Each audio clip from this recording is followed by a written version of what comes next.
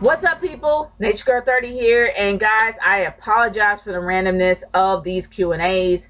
I know that I said I was going to send it out Thursday, but as you can see, it is not Thursday anymore. But either or, guys, this is my Q&A as promised, and I thank y'all for putting up with me as well as for the randomness. And let's get started with this Q&A with the first set of questions coming from Largest85 via Twitter. You sent me 4, and I will answer them to the best of my ability. Your first question for me is, what are your thoughts on the whole Rey Mysterio murdering that wrestler in Mexico? Well, yeah, like you said, it was an accident. But honestly, yeah, Rey Mysterio is going through a lot right now. I really don't think that it's actually something he intended to do. It was probably something by accident, and accidents happen in wrestling all the time, such as Draws versus D'Lo Brown.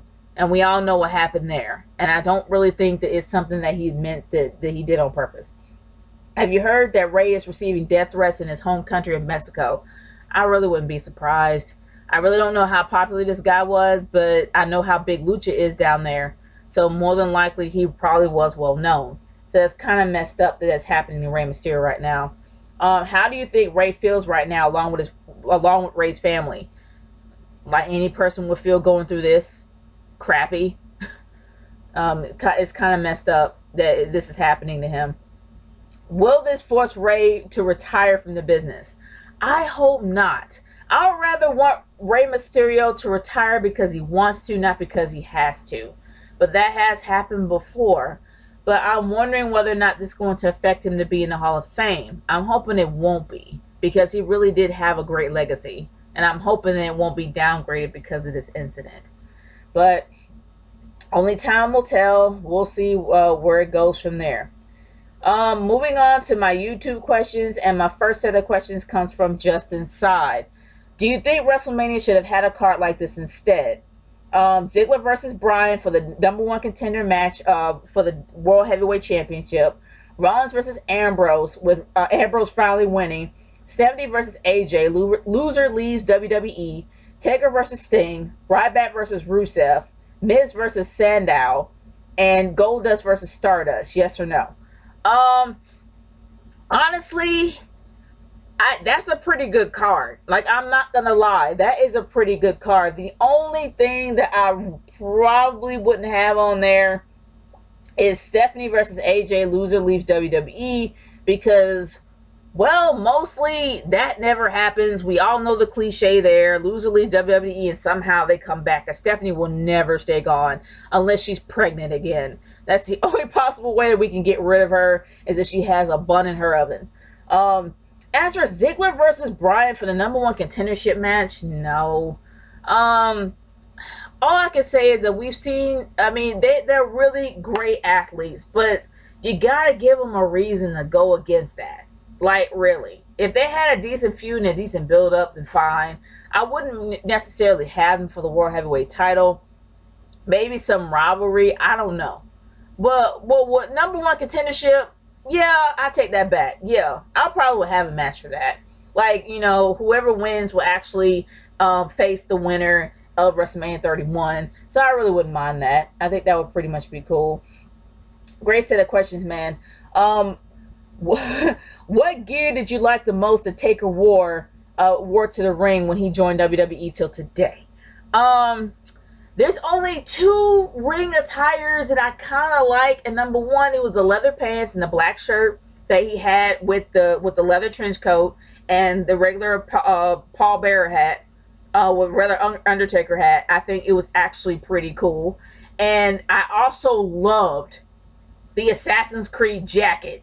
The Assassin's Creed hoodie that he wore, I think it was at WrestleMania 28. I'm sorry, it blows my mind. I love that Assassin's Creed hoodie. But this time for WrestleMania 31, he pretty much took it back old school. Like, he pretty much took it back to the Last Outlaw. Like, he had the whole Undertaker hat with the leather jacket and the leather pants. He took it back to the Last Outlaw, WrestleMania 27. So that was kind of a throwback for me. Like, I enjoyed it. I enjoyed seeing that, seriously. But yeah, man, that's a great question. What did you think of the American Badass gimmick? I hated it. I hated it by far, man. It really didn't feel like Taker at all. That's just me. It didn't feel like Taker, like, period. Did you know that before he made his main debut in 1990 Survivor Series, the Taker was originally called Kane the Undertaker? That was kind of confusing for me. Like, I really couldn't tell whether or not he was Kane or he was Taker, but I knew that there was a twin Taker or an imposter Taker. But yeah, I didn't really know that. But that was pretty cool. And not to mention that I didn't have a chance to, and I think it's your next question is, do you remember Taker's debut in 1990 Survivor Series back then? Were you watching it live when it happened? No, I did not. The main reason why is because my mom refused to have any wrestling pay-per-views in the house. My first pay-per-view, I think, was the one in 1998. WrestleMania, I can't remember, was it WrestleMania 18? I think it was WrestleMania 18 in 1998. I could be wrong. If I'm wrong with the numbers, by all means, write the right one in the comments below. But that was the first one that I had, the one before the Attitude Era officially kicked off.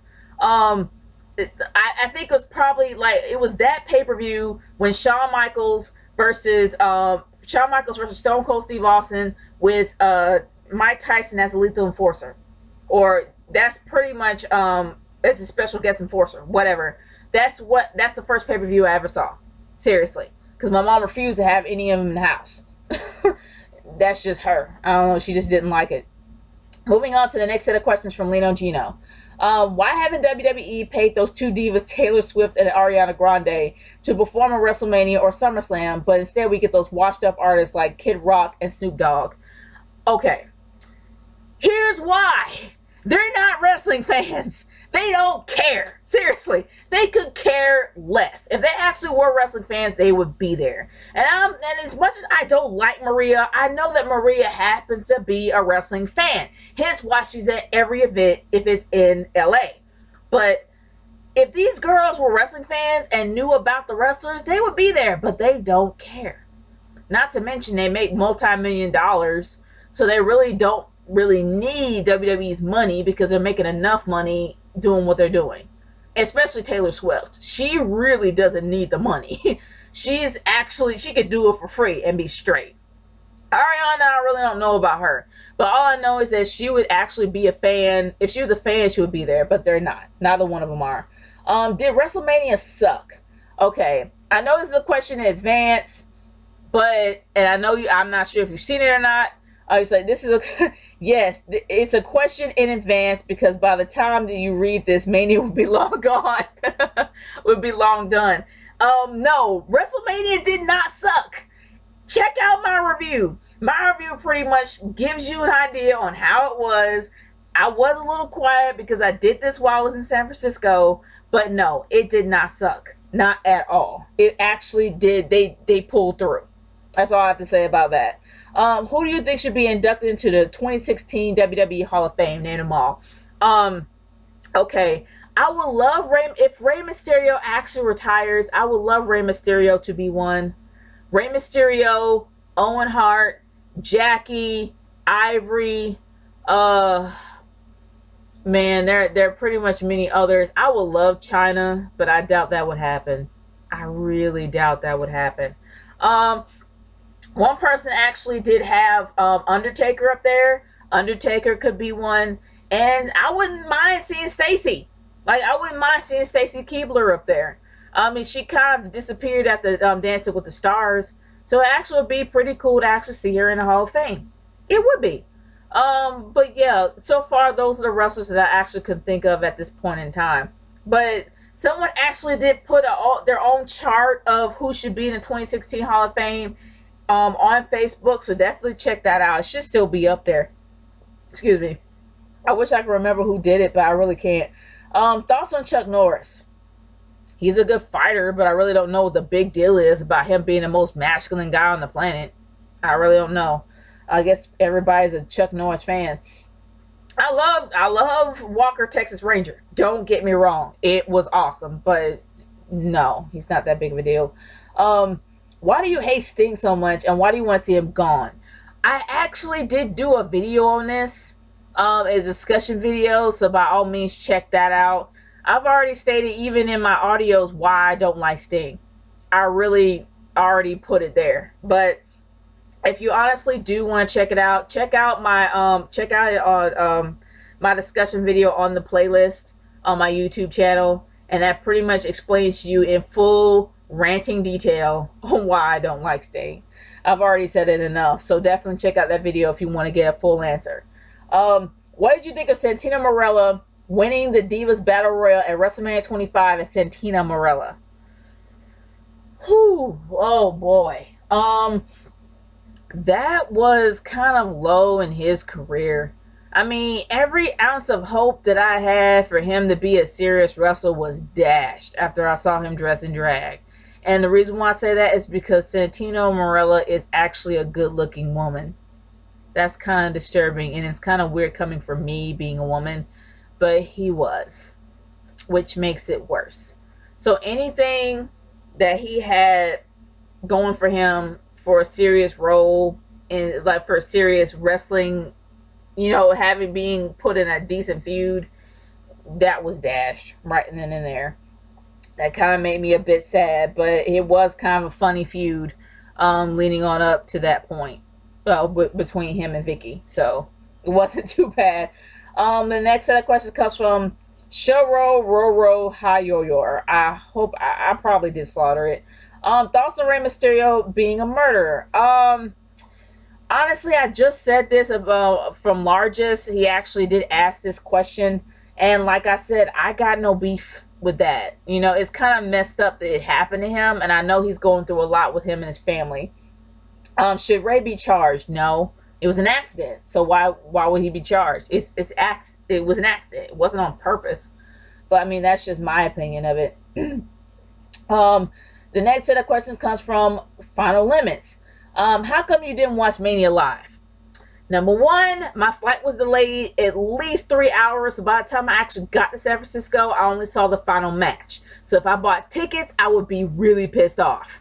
Number two, it was very expensive even for nosebleed seats. I am not paying $300 for nosebleeds, being surrounded by a lot of people either drunk or just flat out drunk.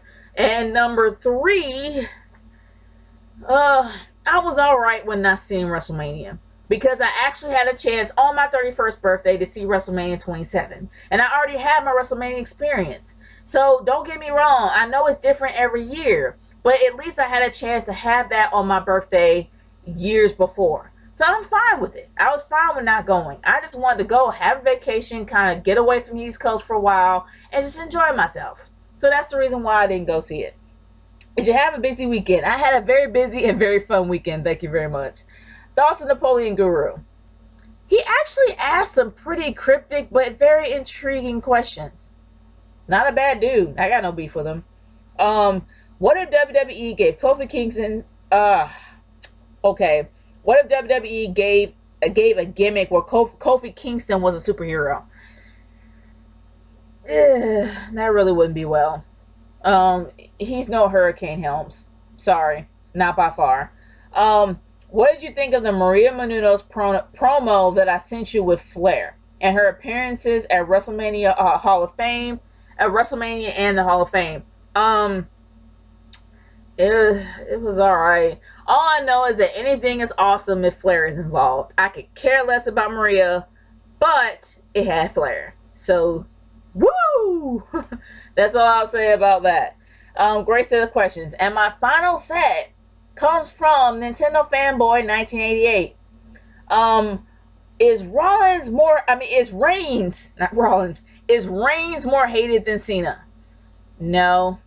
Cena's still the most hated one. I mean, for crying out loud, Cena won the belt from Rusev and people still hate him. And Rusev is supposed to be Russia versus America. And he beat Russia and nobody cares. They still hate Cena. So, honestly, yeah. Reigns is not more hated than John Cena. What did you think of WrestleMania 31 and which match did you like the most?